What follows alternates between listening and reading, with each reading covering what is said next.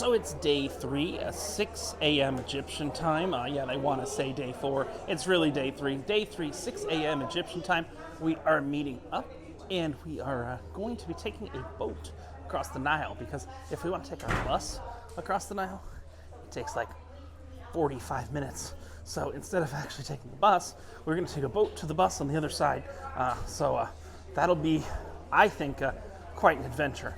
Everyone's headed out now. Unlike a traditional cruise ship, they don't bing your card in and out like a traditional cruise ship, but they're supposedly giving us a little landing card so they know, because we are leaving in about 6.5 hours, 7 hours. We will be leaving this port, so they want to make sure everyone's on board. So you'll see this gentleman is giving out some cards right here that we bring back with us, and then that's how they know that everyone's on board. There is no manifesting system. There is no, if you're watching this and you know cruise ships, there's no A-Pass. There's no secure A-Pass is the system that you track how many people are on ship. There's no SOLAS. There's literally just a plastic card that you've got to bring back with you, and you get that the morning that the boat's leaving, so that you know that they know that everyone is on board. So we're gonna go out to the metal detector. We'll get our plastic card, and like I said, we are headed today to the Temple of the Kings, which is where the actual tomb, the first day, again, they call it the second day. First day we saw King Tut's mask, we saw King Tut's actual sarcophagus and everything like that, but we are going today to the area where King Tut's mummy is. Now, King Tut's tomb itself is not actually included in the tour, but we should have some free time to see what's going on in Tut's tomb. So we're going out right now. There's security,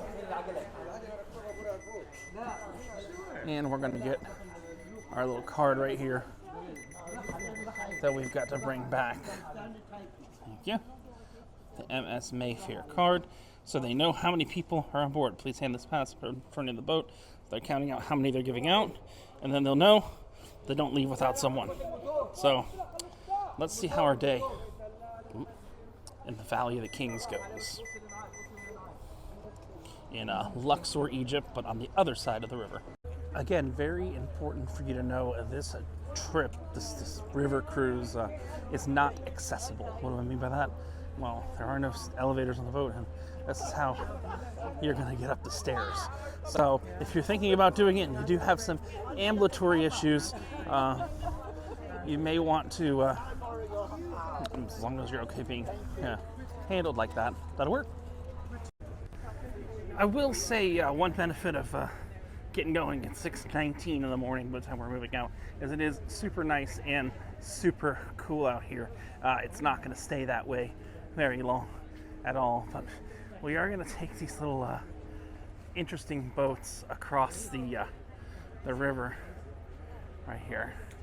So the goal is to see there's not a bridge for about a 45-minute drive. Well, maybe about 20 or so minutes each way.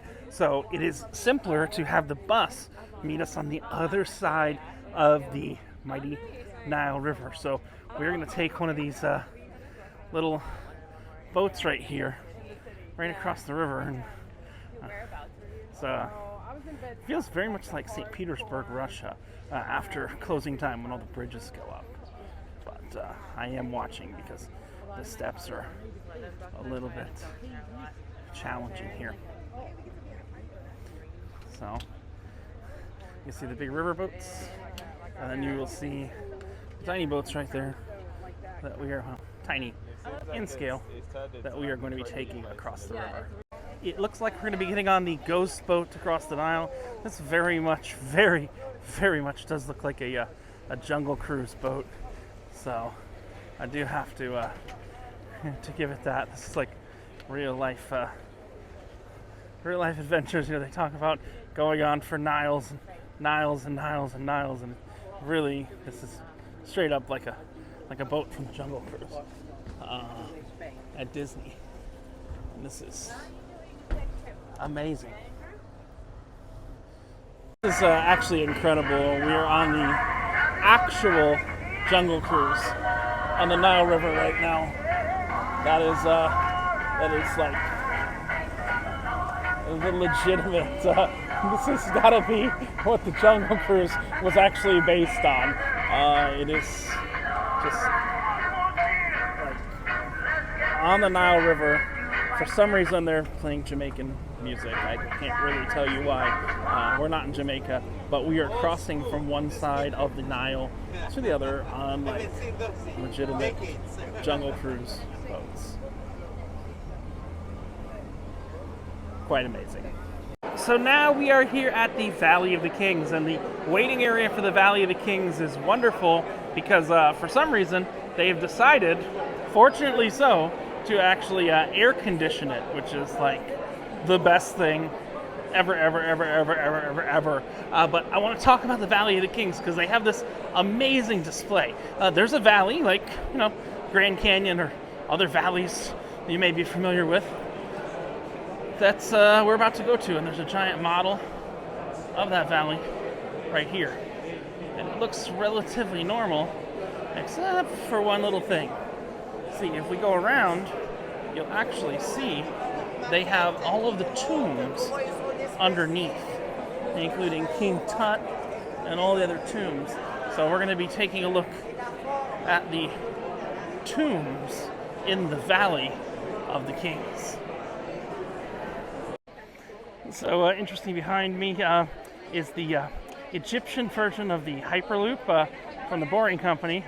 If you know anything about that, they've got electric Teslas driving through the convention center in Las Vegas. These are electric, not Teslas, that drive you up to the down to the Valley of the Kings. Here's the valley right here, but it's actually really funny because it's a perfect example of where you could really use a Hyperloop, because they're just using all these electric vehicles to drive people around and into the Valley of the Kings. And come on, just throw them in the back of a Cybertruck or get some Model X's or something like that, because this is literally like a Hyperloop track outside in the Valley of the Kings.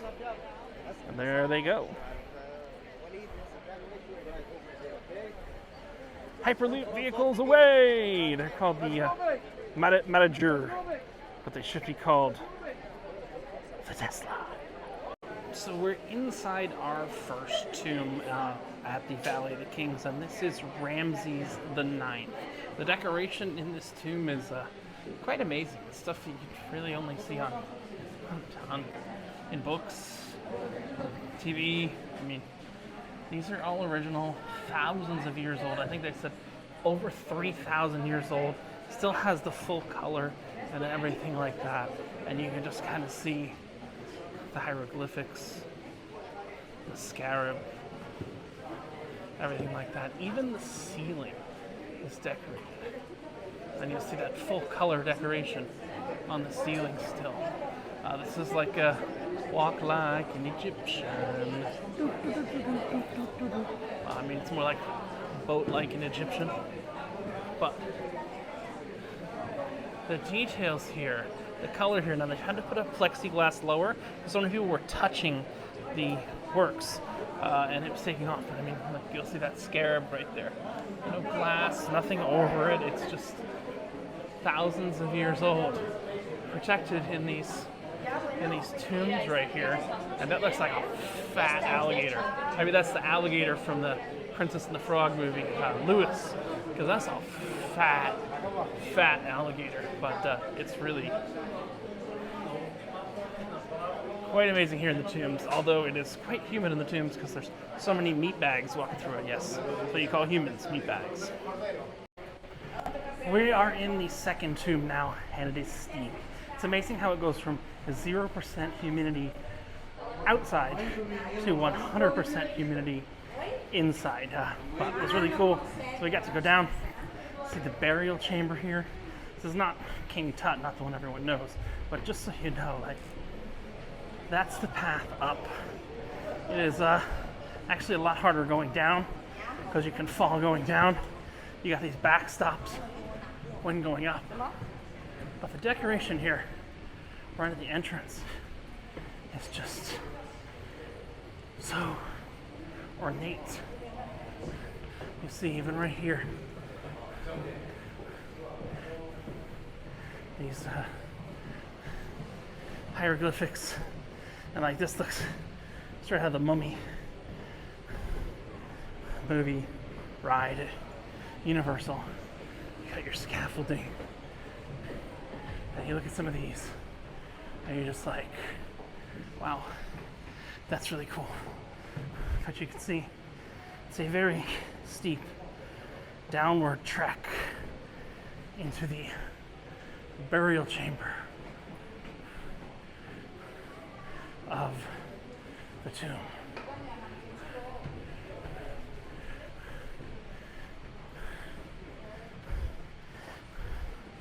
Absolutely incredible, but this is quite a bit of a workout. Hopefully I survive. We are down here now in probably the main reason that most people come to Egypt. It is the tomb of the one and only King Tut. So here is a look at the tomb of King Tut. And this was just the burial chamber. They don't let you see all the different rooms and stuff where all the riches were. It's purely the burial chamber that you get to see. But the burial chamber itself is actually super impressive. You can see the walls and everything there. And then right across from the burial chamber, they've got different parts of this burial chamber. They've got it all over. We saw it in the Cairo Museum, the King Tut exhibit, which they don't let you take pictures at, which has the mask, which everybody knows King Tut from the mask, or knows from the big sarcophagus, the golden sarcophagus. But you've got right here the mummy. So this is actually the mummy of King Tut. Right here you can see his feet, not that tall, but 5 feet tall. And yeah, this is the main burial chamber of King Tut. One of the, probably the ultimate reason, other than seeing that King Tut mask, the ultimate reason that people come to Egypt. And I will let you know, it is air conditioned. So I'm loving that.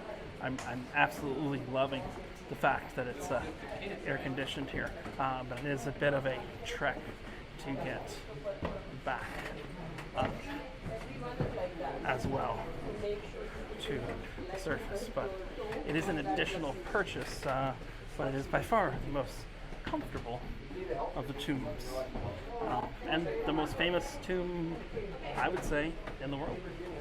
Somehow, beyond leaving Tut's temple, and now I'm in an alabaster shop and I've become a Cuban man with some coke with a new hat. The tombs were quite an experience, and now we are learning all about alabaster at this place that I am 100% is a cult or a convent of some sort, because they chant in unison and it is hysterical. Watch a clip here. And 2 vases, 100% handmade. This is here very, very smooth. How come? Oven covered with wax. But both of them is alabaster in the hand. Okay. No big work alabaster here. You're welcome. Okay. Ladies and gentlemen, when we talk about faster alabaster, yes, this is made by machine. As I told you, machine is heavy, handmade. Light. Machine is cheap, but handmade. Cheaper. Yeah. Handmade cheaper. Yes.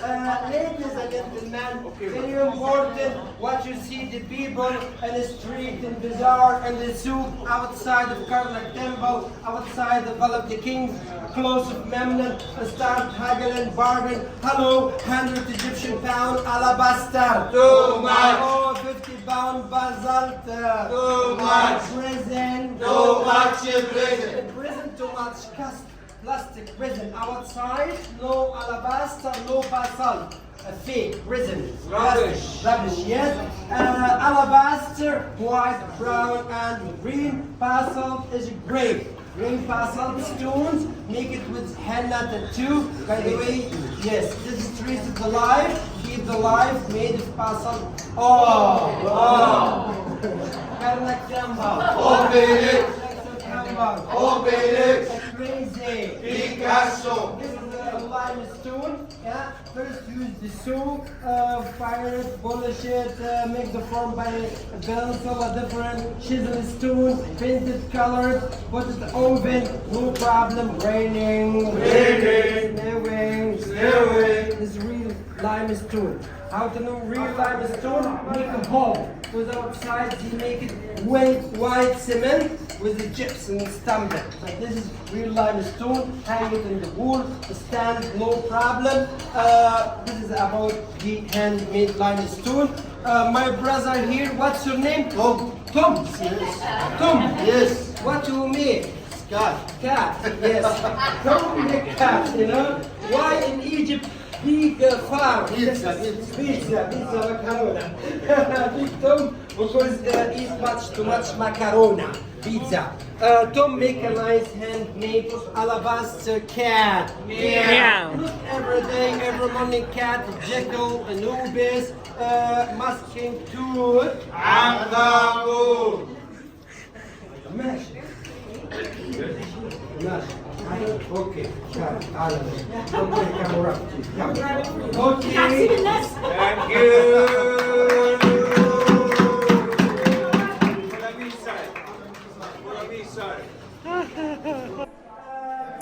Now, we've got one more stop after this, after the alabaster shop I'm in right now, and we're going to be stopping at the Temple of Queen Hot Chicken Soup.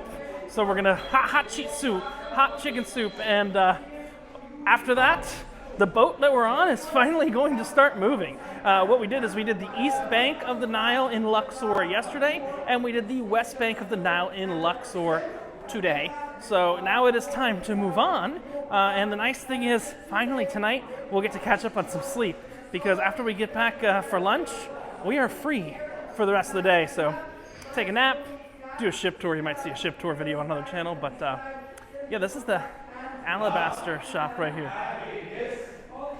And they're all chanting. By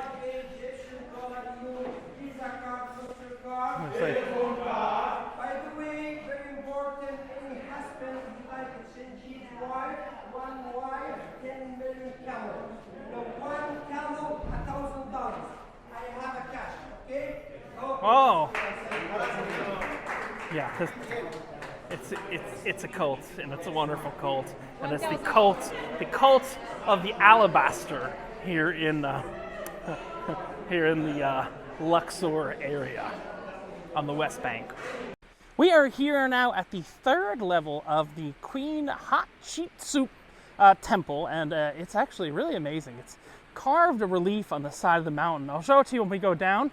I'll show you a little bit more, but you can kind of see the statues and everything right there. All this color, all this is still original. There's actually a room I want to take you to and show you what's going on there, but you can see this is actually got 3 floors to it, and the 3 floors are still intact. They have rebuilt the floor a little bit, but we are up on a structure that's actually kind of high up, and generally that'd be scary because this is really an ancient structure. If you remember anything else that we've seen so far, you know, the roof has collapsed, or if you even think of things back in the old Roman era, which is much younger than this, a lot of that has collapsed as well. It is still about 105 degrees out here with 0% humidity. We are out in the desert in the middle of nowhere, and I will say my new hat, which I picked up as I was leaving King Tut's tomb, has helped out an awful lot. But you'll see there's actually a ramp as well as stairs to get up here. Now they did add that and resurface that, but you've got a ramp as well as stairs right here. But I've got one more kind of really cool place I want to show you, which was the temple here, and like the side temple, because it's got some great drawings inside of it, great hieroglyphics inside of it. It's really amazing. I did not expect these things that are exposed to the elements to be quite as well preserved. So, you know, just they're exposed to the elements, and what's also really cool here is this is an 8-sided column. So you've got an 8-sided column here. We're gonna go take a look real quick around this little side temple that was built here, which actually has hieroglyphics that, if you're watching this, I guarantee you've seen hieroglyphics just like this before, and you know, they might have been even modeled after this temple right here. So you see, we've got the columns right there, and we've got hieroglyphics here of Anubis and some of the other gods here. So you can kind of take that in a little bit. There's all kinds. It is very rough walking, but you'll see a bunch of different gods here. You've got the bird god of the sun here, ancient queen, and this is all actually original. It survived for thousands and thousands and thousands of years. But, you know, I think it's time for us to head back to our boat and finally, I know it's kind of weird, finally start cruising. We've got, I think, 3 or 4 different stops we're cruising to, and then we're going to get off in Aswan, which I've been told is going to be even hotter than here. So I'll see you back later. There's a lot of activities, captain's cocktail party, and different things going on tonight that we're definitely going to check out on the MS Mayfair. The most random thing is that when we got back to our boat, we actually had to go through 2 other boats to get to our boat because we were leaving, and the 2 other boats were just embarking their passengers today. So we had to go through 2 other boats. So this is the first boat, and then after this, we're actually going to go through a second boat to get through to the other boat here. That's not our boat, and the move-in is not our boat.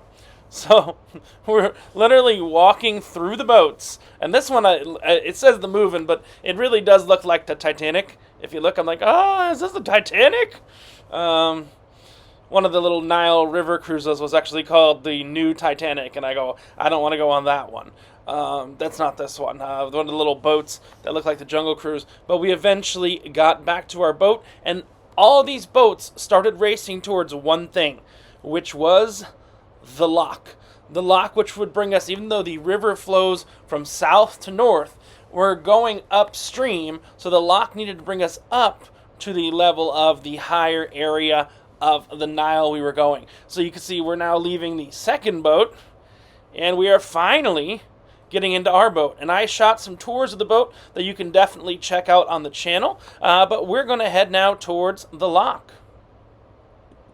So there was actually a boatload of traffic heading towards this lock.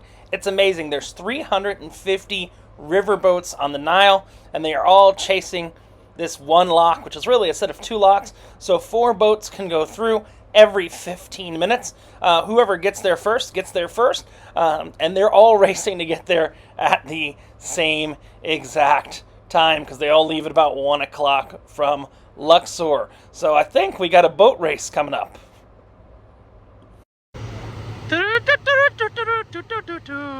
And they're off. We've got the Royal, well, right now we are in first place at the MS Mayfair. We got the Royal Viking coming out ahead, and we got Move Pick. Oh, the Royal Viking is picking up steam. Come on, Royal Viking. Come on, Royal Viking. And Move and Pick right there, but the one in the middle is getting absolutely hammered. Good, good, pirates!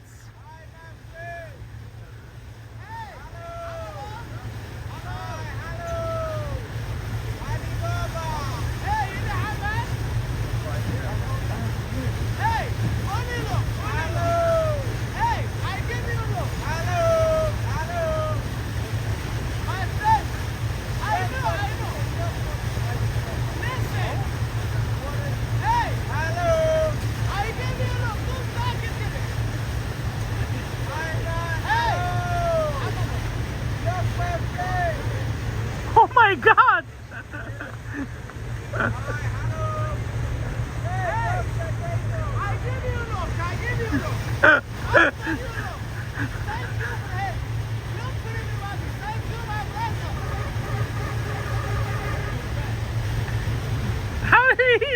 There's stuff up here.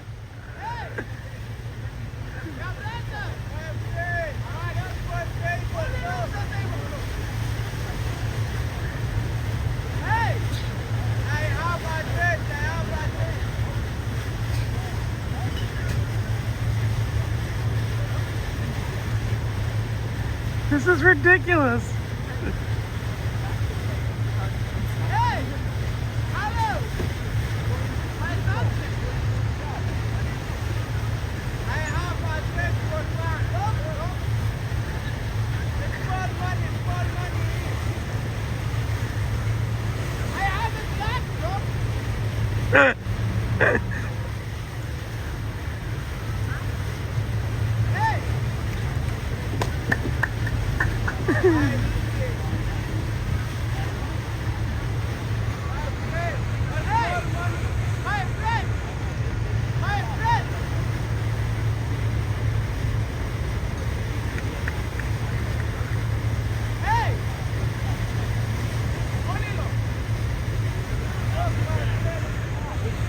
Oh my god!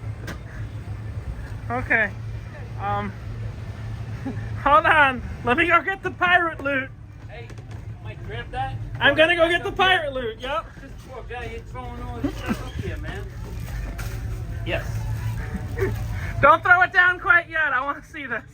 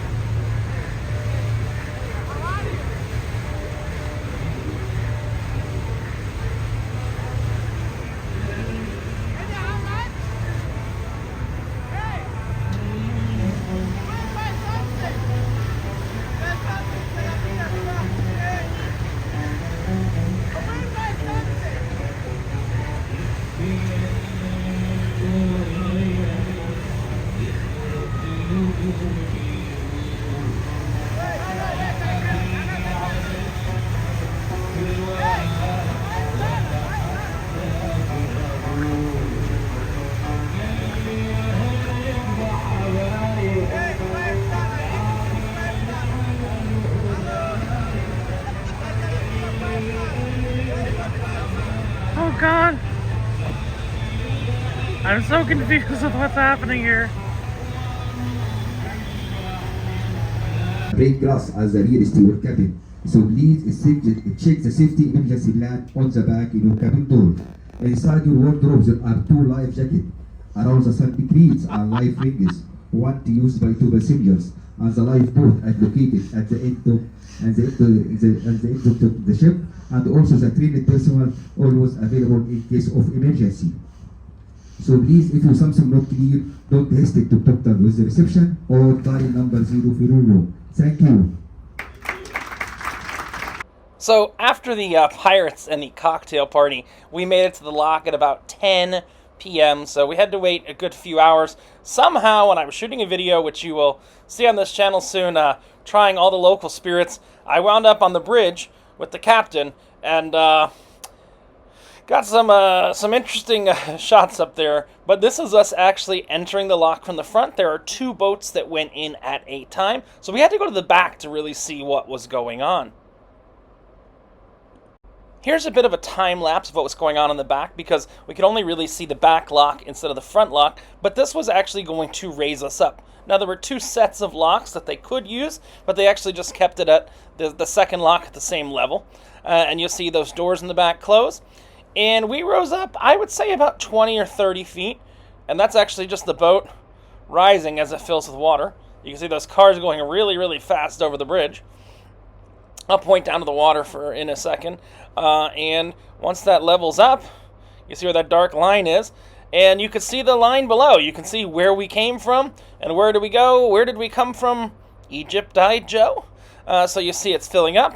And then once it fills up, it's time for us to pull forward. Now we do have to wait. There's another boat in the lock with us, front to back, not side to side. But as soon as that boat moves and those gates open in the front, we will begin to move forward. This is mostly just powered by water pressure more than anything else, just the water pressure moving up and down. And again, there we go. We're busting off that back wall, and we are out of the lock. Kind of a cool process. I've seen it before, but never on the Nile. One more video clip as this day comes to a close. This is the real-time speed of the locks closing. We are closing out day 3, and the good news is I'm going to get to go to sleep at a reasonable hour today and not wake up at the butt crack of dawn tomorrow. It seems like tomorrow, day 4, which they call day 5, is a very relaxed day. So join along tomorrow again, and we'll see how this Globus Egypt escape with Nile cruise is still going along.